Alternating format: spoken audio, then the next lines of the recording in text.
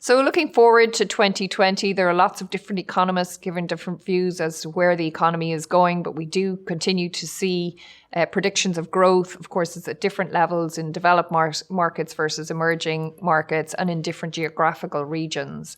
Maybe after 2020, I think there probably is a downturn, and there's a lot of concern and worry in the markets. So, of course, asset managers are monitoring the markets all the time and trying to manage the markets. And so they're very focused on the macro situation, the political tensions, whether it's trade tensions or other tensions around the world in terms of unrest, populism in areas that really are, very developed cities, perhaps seeing a lot of unrest, and that obviously all builds up in terms of the uncertainty. Having said that, we're also in a very low to almost negative interest rate environment. So as an investor and then as a manager, where are you going to put your money? You can't just leave it on deposit. You may be writing a check to a bank if you leave it on deposit. So you need the managers to invest that money. What we've seen in the private equity space is a huge build-up in dry powder. So a lot of money waiting on the sides for the downturn to come and the distress to come into the markets. So I'd have to say markets has to be front and center of concerns and priorities as we move into 2020.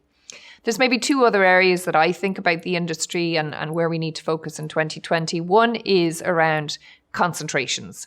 So we think about the public markets. Well, actually, the number of IPOs in almost all countries is declining over time.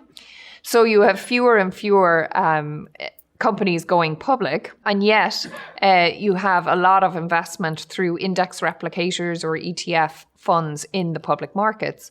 Actually, what's an interesting statistic is that 9 out of the top 10 shareholders of S&P 500 stocks are index funds.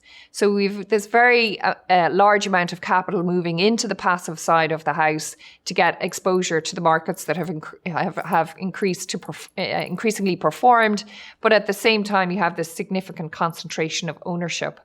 And part of that is driven by the very low interest rate environment and great availability of capital at very low rates. So that means that the private markets have moved sort of center stage in terms of funding a lot of capital projects.